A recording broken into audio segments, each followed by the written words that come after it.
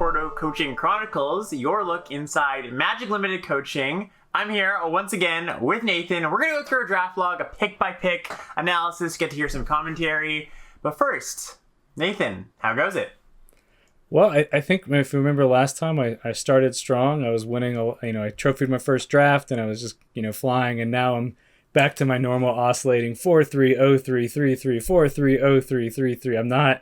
It's not jiving anymore, and I'm really struggling with the format because I feel like a dummy if I'm not in blue-black because the secret's out, and that's what you got to be in. But at the same time, it doesn't feel like it's there, so I'm struggling to find, where else should I be going?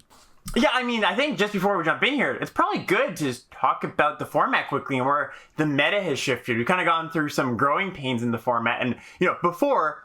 I think you're right. You kind of did feel stupid if you weren't in blue-black because, the vast majority of people didn't know blue-black was good, and it was just super open at the time. But now, I've kind of felt like the format's opened up a bit. People are fighting over the blue and black cards, especially the black ones. Black is pretty contested, and I've just been having success drafting whatever is open for the... I would love to be in blue. Blue is fantastic still. That's my number one go-to place I like to be, but I think there's a lot of decks you can draft in this format and be successful with now.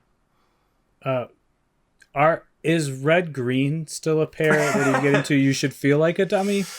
Well, I've been in it a few times. I think where I've come down on red-green is it's okay to be in it, but don't be in a werewolf deck. You kind of want to be in a red spells deck with some green cards. It's a deck you want to fall into, not a deck you want to try to get into is what I would say. Whereas all the blue decks, which I think are very good, are decks I'm trying to get into, Got it. Yeah. Makes All sense. Right. Well, let's just jump in here. Pick one, pack one, Nathan. You got a banger. You got very lucky. Opened one of the best cards in the set. Got a Graphed Identity, and I assume I haven't looked at this pick yet, but I assume you take it here. I did. Okay. I actually didn't know. This is one of the things going back to checking the 17 lands. I just assumed it was good. I didn't check. Yeah. Any thoughts on the rest of the pack here? If it wasn't there, I obviously have a lot of experience with Defenestrate. I usually tend towards going to removal when in doubt. Mm-hmm. The Winterhorn Blessing is interesting to me. It seemed a little too early to go, commit to a color pair. I'd say my other picks would have been probably Siege Zombie. I think if those two weren't there. Yeah, I love all those cards. I also like Larger Zombie a lot, even more than Covetous Castaway sometimes. I think that Covetous Castaway is another card I'd point out is good in this pack, but I've just found Larder Zombie to be fantastic as a copy or two of even sometimes in my blue decks. Not going to take it this early, but just wanted to point it out here. And yeah, I'd be pretty happy with, honestly, any of these other cards, but we do take the Graphed Identity. Actually, I didn't even point this out. Dual Craft Trainer, also a really, really good card. This pack's just kind of stacked, actually. You could, you would be wrong to not take Identity, but I think you wouldn't be wrong if you just took anything else in this pack, honestly. Yeah, I've definitely been wrecked by that trainer a few times. Yeah, it just hits so hard. It's almost like Combat Prof 2.0, but on the ground. Let's move on to this pack here. What do you think about this pack? We take these, highlight the Horde real quick, but there's some other options in here. Yeah, I think I snapped the Horde off because again, I feel like a dummy if I'm not in blue-black. But I was, in retrospect, looking at it, I like the Graph Keeper. Yep, and that's probably the only other one I would consider there. Yeah, so here's just a little look into my thought process of this pack. I love blue so much. I think any base blue deck is fantastic, right? So I would be honestly, I think Horde is a fine pick. I think it's totally serviceable. You can take it here. You can try to get into blue-black. Very optimistic, try to get into one of the best decks. But I would also be okay with just saying, let's just take the flexible cards. Take Startle, which is, I think, a fantastic and underrated card. I have Startle as a premium common. It's so easy to get, a 2-for-1 off this card. I was just talking about Larder Zombie. Roost is a bit of a more narrow card, but can be pretty good. And I do love Graph Keeper too. And just another little bit of a 17 lands / meta format discussion. If you look at 17 lands, and I felt this myself, blue-white is actually winning at a higher tick than blue-black. And I actually, if I could bias towards something, I would bias towards blue-white here. So I think I would personally take the Graph Keeper or one of these blue cards over the black card here, especially because I think, as a tiebreaker here, this isn't a huge thing, but as a tiebreaker, I think black is a little more contested on average than blue or the blue-white cards. So yeah, this is a disagree for me. I don't think it's a bad pick, but I'd probably go with the Graph Keeper. All right, moving on to this next pack here. We move on to pick 3, and we see a much more unexciting pack. What are your thoughts on this pack? So I probably made a mistake here, but here is my logic. The blue's terrible, in my opinion. I don't know if Drowned Amalgam is like a secret awesome card, but it didn't seem like it was. You know, we had talked about Siege Zombie, which would go with our Direcraft Horde, but seeing 2 green cards, I know Storm of the Festival is not great, but I like the Death Bonnet Sprout the few times I've seen it. Yep. So I took a flyer pick on this Sprout. Oh no, I totally agree with this. This is what I would take too. Oh, okay. So I don't even think it's like I wouldn't even read into this signal wise or anything. I just think it's the best card in this pack. Like I think like Siege Zombie's good. Don't get me wrong. It's good with your Diagraph Horde, but I think Death Bonnet Sprout's fantastic. And another thing that would push me over the edge, just like, you know, we're talking about these little tiebreaker things, just like little inches towards one pick over the other, is that I really like blue-green. Blue-green's a really great color combination. And we saw that Winterthorn Blessing in that first pack, which is a fantastic card in blue-green. So, like, there's a chance out of that stacked first pack we saw that might even wheel. So, yeah, I would be down for the Death Bonnet Sprout. Really love that card. And, you know, specifically love it in blue-green. So, big agree on that one. All right. Storm the Festival seems like a good sealed card. I have not seen or played against it in draft. Is it any good?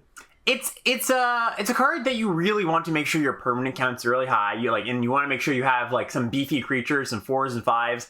It can be okay, it can be playable. But you just like want to make sure you're not whiffing on this card, right? Like if you have like a bunch of cheap cards in your deck, a bunch of 2s and 3s, you don't want to be spending 6 mana and being like, okay, here's 2 drops, you know, that's just like not very good. So it's almost a build around, but I wouldn't like try to build around it, if that makes sense. It's more like, okay, oh wow, my deck like just happens to have some expensive stuff, which isn't the best place to be in the first place, but you know, it is playable. I wouldn't try to play it though, is the way I would maybe put it. Got it. All right, we move on to pack 4 here. Thoughts? I went with the black-green card, and because I've not gotten into black-green, I also have never seen this cast against me, maybe one time, so I don't know if it's strong or not, but this is one of those I wanted to learn picks. Oh, totally, yeah, and I will never talk down to a I want to learn pick, you know? I personally would have taken the Larder Zombie, you know, much love for that card. I think that Grizzly Ghoul, and specifically just like black-green as a deck, is not particularly good. Like, the cards don't play all that well together. You got some powerful cards, the black removal spells, there's a few good green cards. You know, green's a little bit weak at common, but you can pick up some good uncommons. I find what happens with black-green is you can pick up some individually powerful cards, but the synergies just aren't really there. They're just like not very strong. The morbid stuff kind of sucks, and you know, a lot of the other good decks in the format, blue-white, blue-black, they just have good decks or good cards individually, and they have good synergy on top. So green-black is, again, one of those decks that I'm like, I would try not to get into it myself. So I would disagree with this. I would take the Larder Zombie, but of course, you know, like I said, nothing wrong with taking I just want to try this out kind of pick. Yeah, I don't think I've really seen or played against black-green either, so. Yeah, it's a pretty uncommon. Like, people end up there when they have great black-green cards, essentially. Like, that's how people get into it, I think. All right, moving on to pick 5 here. Thoughts on this one? Yeah, you got a couple, 2 choices that I was considering. The Contortionist Troop or the Hobbling Zombie, and I went with the Contortionist Troop. Those are the 2 that I was looking at. Oh, interesting. So I would also be looking at the Burly Breaker. Burly Breaker is pretty decent too. Is it good? Okay. Yeah, it's just giant. The Ward 1 matters more than you might think, right? It's like, you know, it gets taxed like by, you know, one of the big problems with giant green creatures in this format, aside from them being a lot of removal spells, is there's stuff like Scob Wrangler, and there's stuff like the Tapper, right? Gavany Tapper, where it's just like, all right, your giant creature gets tapped down for almost nothing. But the Ward 1 puts a little bit of a wrench in that. You know, paying 3 instead of 2 is kind of annoying, especially when this flips. You know, it's not just free for them to tap down their zombies and with the Scob Wrangler. And so, like, this is a big, dumb green creature that I actually feel is okay to put in my deck a lot of the time. But I do agree with you. I would just take Contortionist Troop, I find, is fantastic. Like, you can play it early, you can play it late, you get a bunch of value. It's a must-kill a lot of the time, so big agree on that. Oh, wow. You sandbagged that one. I had already put down disagree or mistake there. Had you sweat in there a little bit? You're like, oh, man, I should have taken that breaker. but worth noting, I would actually take that over the Hobbling Zombie, if that was the pick. Okay, that's good to know. Okay. All right, we went to pick 6 here, and nothing too interesting here, but... Yeah, I really wasn't sure. You know, I was looking at the blue and green and black cards. I just snagged the black card, and you can tell I just threw it right in the sideboard there. Yeah. What about the Jack-o'-lantern? I don't have any experience with that card. I was just going to say, I would take the Jack-o'-lantern here. Okay. So it's a card that I think splashing in this format is a little bit tricky. It's just, there's not that many good tools, right? You've got Evolving Wilds, you've got Jack-o'-lantern, you've got the green fixing's a little clunky, like the 2/4 Dawn Heart Rejuvenator that like taps that mana. Just a little bit clunky. You've got the Path to the Festival, the 3-mana ramp spell, which I think is just quite bad. And so you're left with like Jack-o'-lantern, Evolving Wilds, maybe one or two other things. And I don't think you should splash often. But if you do open up, like, you know, one of those A-level splashable cards, like Moonveil Regent or Lisa or something, you know, the Black-White Angel, you know, I think specking on a Jack-o'-lantern early is something that I would do often, just so that, like, if that happens, I have outs to splashing those cards. You know, so I think out of this pack where there's nothing, like, super exciting, I would just take the Jack-o'-lantern. And there's decks that are just, like, Jack-o'-lantern.deck, where you have 4 of them and you're splashing a bunch of wild stuff. I've done that before, too. So, yeah. Like I would disagree and just take the pumpkin there myself. Is that a disagree or a mistake? I think it's a disagree. I mean, like Blood Pact it's close because I think that Blood Pact is a card I don't want in my deck almost ever. And I threw it right in the sideboard. I would put that as a mistake. Yeah, fair enough. I think so too. I think we can downgrade that one to a mistake. Yeah. All right, what do you got going on in this pack here? I've in general in this format struggled with 2-drops, and so I just wanted to make like getting enough. I get a glut of 4-drops, but I'm missing 2-drops, as you can see on the right there. So I just took the wolf. Yep, totally serviceable. Nothing exciting from this pack. You know, Rotten Reunion is like a card you could play if you needed sack fodder for like your Ecstatic Awakeners or anything like that. But you know, wolf was just a totally serviceable 2-drop. So jam that. Now again, like we're like deepish into green, so that's kind of nice. I feel like the last couple packs have just been bad. Yeah, they've been kind of stinkers. All the power went to that first pack that we opened, and you know was not spread out. All right, we move on here. Another pretty bad pack. You just take a Dawn Heart Rejuvenator. I agree with that. Nothing else in this pack matters very much. Again, hope not to play that, but you know there's nothing else in the pack we really care about. We wanted to pick 8 here. Okay. You're like Nostradamus at Wield. Yeah, exactly. So I was just saying, you know, before, maybe that's Winterstorm Blessing Wheels, and it does. So we snagged that, I assume. Do you snag that? Let's see. Oh, man. I took it, yeah. We do. Okay. For the record, for people looking at home, Alex never looks at these videos ahead, so he did not know that was going to be. Yeah, I'm not. It'd be such like a fake way to do it. Like, oh, I wonder if it'll wheel. I'm not just Hollywooding here. I actually, like, you know. All right, we do get the Lord Zombie, and now, you know, I'm pretty incentivized myself to just be like, let's be blue-green, right? You've got Graft Identity, you wield the Larder Zombie, you got that Blessing. We can even be, you know what we can also do? We can do that thing that I love to do, Nathan, which is be deep into color, which you are. You're pretty deep in green, and be like black-green or blue-green. I think likely you're going to be blue-green if you're Alex, because I think blue-green is a lot better than black-green. But, you know, maybe you buy swords black a little more. Maybe you pick up a few more removal spells. You could... The world's your oyster when you're deep into color. Yeah, we'll see here. Actually, a question about this pick. I think this was a mistake. I took the Howl over the wolf. I feel like at least the wolf is a creature. Yeah, and it's kind of funny. I've actually played Bounding Wolf in some of my blue-green decks. I played it in the team draft last weekend, actually, because sometimes in blue-green you just have like a lot of stuff to do in instant speed, where you've got like your Revenge of the Drowns and your Flip the Switches and stuff like that, like your blue instant stuff. And Bounding Wolf is just like a fine creature to hold up for. It's like, okay, well, they didn't cast anything I particularly wanted to counter. Let's cast my Bounding Wolf. It's not the worst card in the world. I played it in my blue-green deck, so it's better than Howl the Hunt, right? I think so. Yeah, exactly. Yeah, I put that as a mistake then. All right, and then we move on. We take Cavalry. I actually think Cavalry's a fine 5-drop. I've actually liked it. Just getting the trample is nice. Yeah, we take a Bounding Wolf. Totally agree with that. Secrets of the Key is fine too, but you know, I think just taking the creature. And we round the pack off with nothing really. Okay, we move on to pack 2 here. And what sparks joy out of this pack for you? I mean, the burn down the house looks really nice, but I feel like I'm pretty far from that. Yeah, I think so too. So what sparked joy for me was the blessing. So I just went there. Totally. Yeah, I feel this is the pack where I probably be like, all right, you know what? Some blue cards wheeled, some green cards wheeled, the Windthorn Blessing out of that last pack wheeled. Let's just see if we can be blue-green at this point. Because we, like, both, I think it's, like, open at the table, and we have good reasons to be blue and green, right? Like, it's not like we're just like, okay, like, these are just some blue-green cards we picked up. No, we actually have really good reasons to be blue and green, and if that can align with what's open at the table, that's even better. So, yeah, I agree with the Windthorn Blessing. And, we're on to this pack, which is, awesome. We get past an Augur. and that's what I took. Yeah, awesome. I don't even know if I looked at too many other things in that You pack. just slammed it. I'd be happy with Startle too. You know, like I was saying, Startle's a great card, but no, we just take the awesome rare. So this draft is going swimmingly, Nathan. I'm quite surprised, or not surprised, but I'm quite pleased with how this is going. Surprised you were able to do this. Nathan. Freudian slip there? No, no, I have faith in you, Nathan. I have faith. We take another Winterthorn Blessing. Definitely agree with that. We move on, and pack 4. Okay, so we got some options in this one. What are your thoughts on this pack? Well, you can see I snagged the Revenge. But Yeah. I don't know. Like, this is one of the packs that I wanted to ask you about. I know you're really high on Revenge. Would there be anything else that you would have looked at here? I would have looked at the Startle and then gone, oh wait, there's a Revenge of the Drowned in the pack, and just slammed that.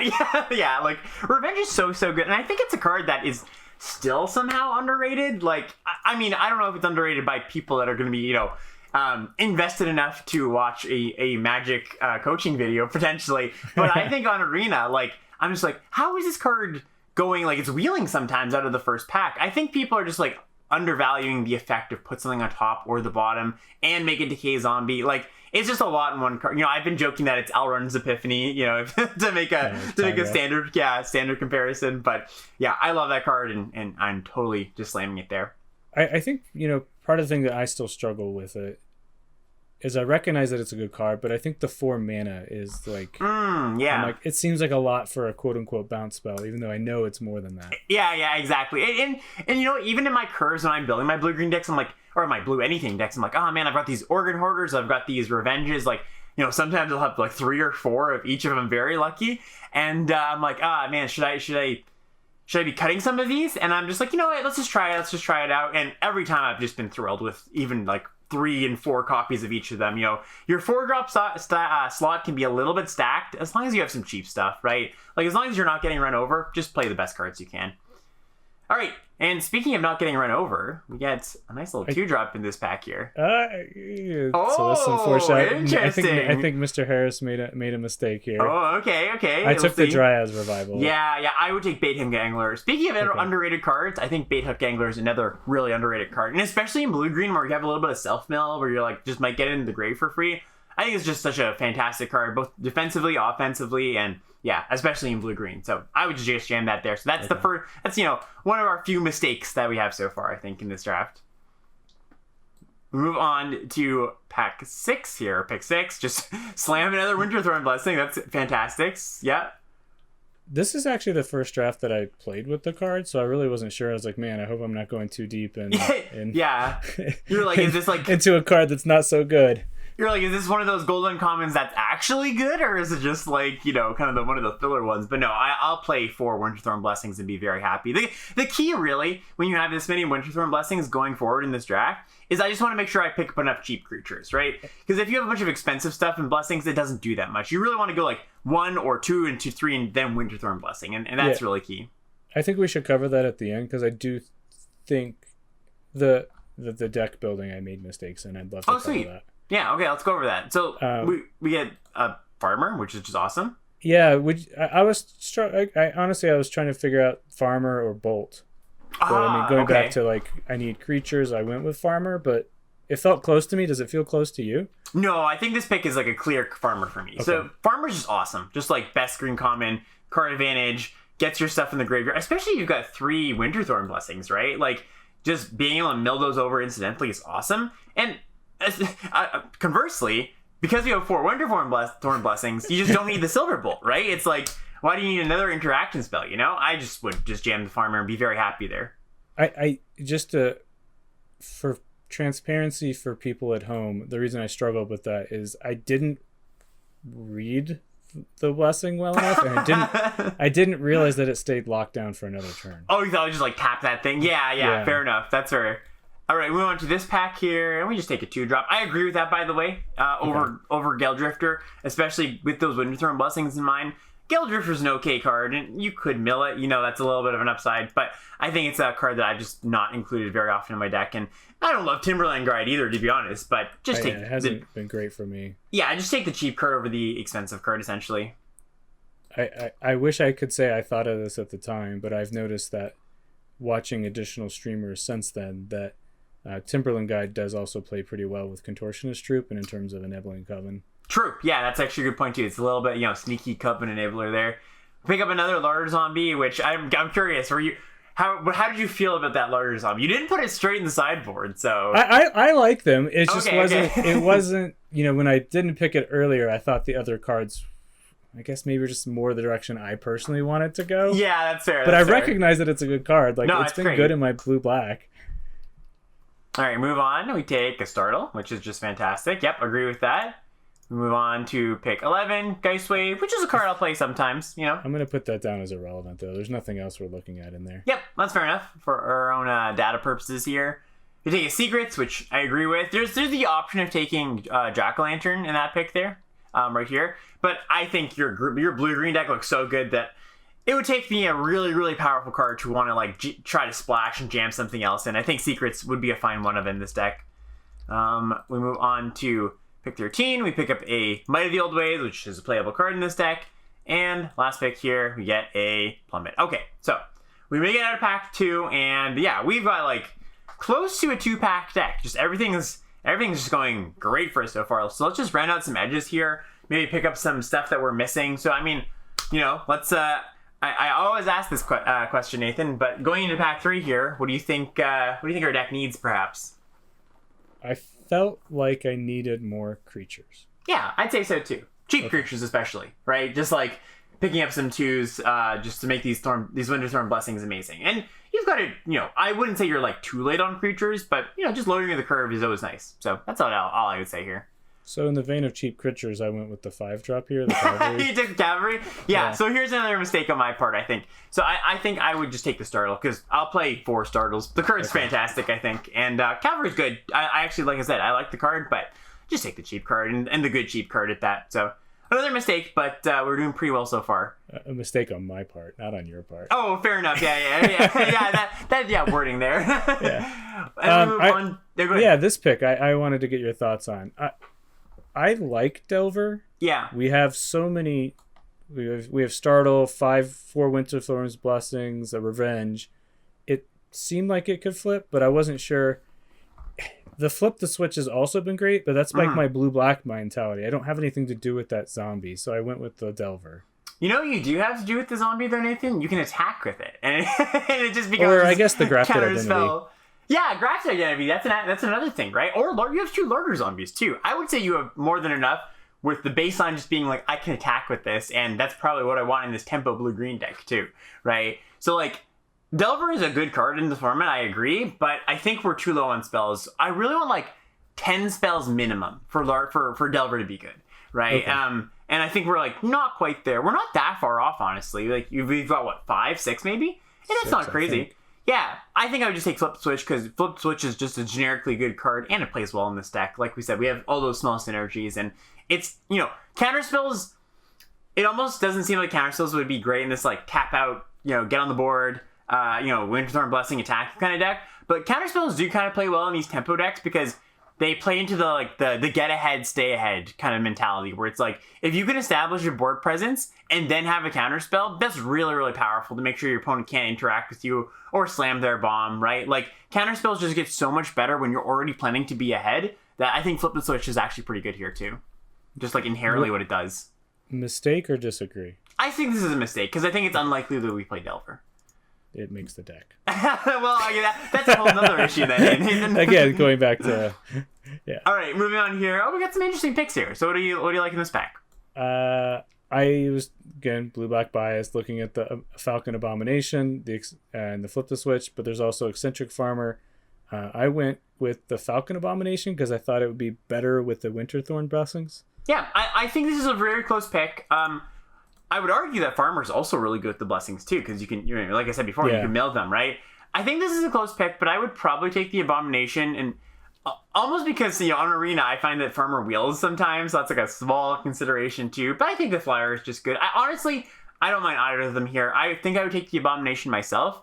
And just something I do want to note, Nathan, a lot of these things you're saying, my blue-black bias, this card I know is good in blue-black. I would actually go as far as to say that basically all the blue cards that are good in blue-black are just really good in all the blue decks. So anything that you're like, oh, I know this card is good for blue black, you could just like apply that to all the blue decks, and you wouldn't be too far off. So yeah, just like Flip, Abomination are all quite good in those decks too. They're just like, like I was saying before, the blue black and the blue white decks, some of the better decks in the format, they're so good because they have good cards just in a vacuum, and their synergies are good. So all those like, good cards in the vacuum still get to carry over to your other decks, your non-blue black decks. I guess in my mind, I just don't even think of the decay tokens as like an attacker, because it's like, oh, you get this one-time pop, and they're 2/2. So if I don't have something to do with them, like an Eaten Alive or something like that, or the Eccentric Awakener, I'm like, oh, it's not as useful.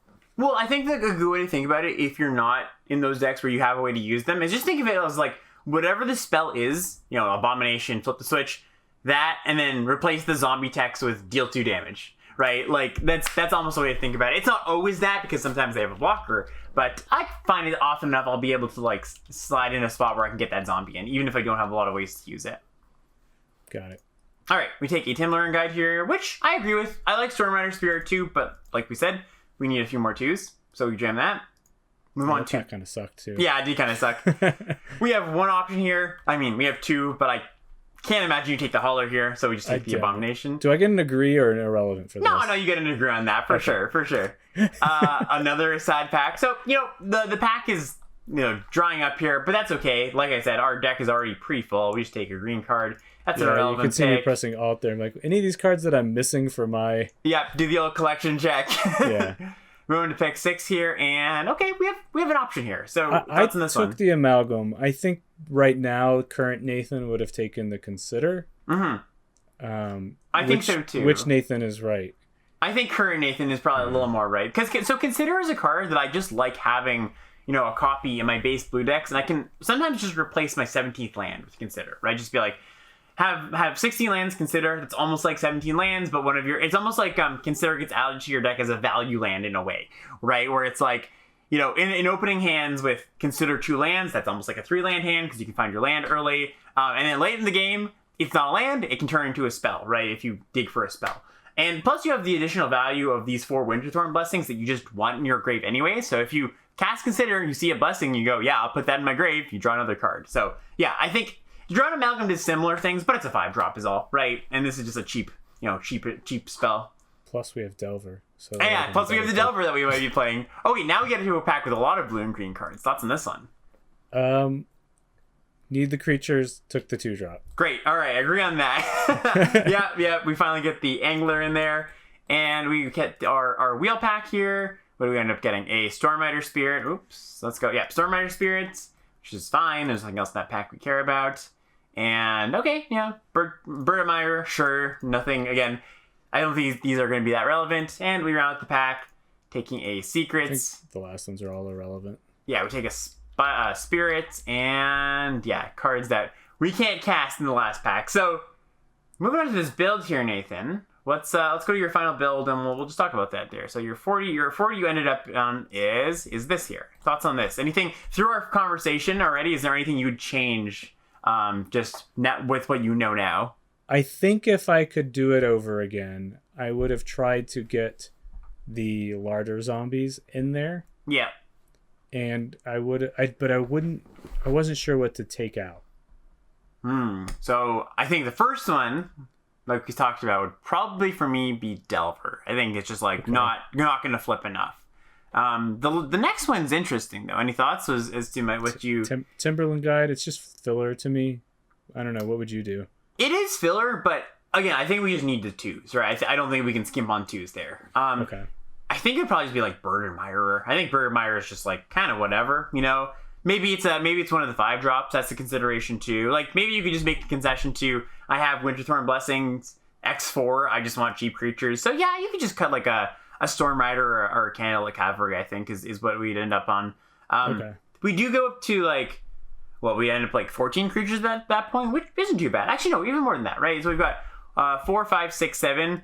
So yeah, we end up with 16 creatures at that point, which isn't too bad at all. I think that's a perfectly fine creature count for this type of deck. Okay. Yeah, so Larder Zombie in, and both Larder Zombies in, take the Delver out, take a 5 out, and I think we're good to go. All right, so let's wrap this episode up, Nathan. Nice, quick and easy episode here for us. Really nice little tight package of draft. Anything, any big takeaway from you from this one? I think we should go back to focusing on gameplay in the future from here on out. This deck I went 4-3 with, which I think this is better than a 4-3 deck, and I don't recall getting particularly mana screwed or mana flooded, so I think it came down to my gameplay. Okay. So yeah, I think that's my big takeaway is I got a good idea of the cards in the format, and obviously going back to that, got to get away from blue-black mentality forcing it. Yeah. But yeah, that's my takeaway. I think my skills not getting me there. Yeah, I think, I agree. Next time we meet, we'll definitely look at some gameplay. And yeah, I would just say my send-off to you is just be willing to draft whatever in this format now. I mean, ideally blue, like I said, but it doesn't have to be. You're not an idiot for not forcing blue-black, that's for sure. Okay. All right, sweet. All right, let's sign from there. Nathan, thank you as always. And everybody out there, we'll see you next time. Bye, guys.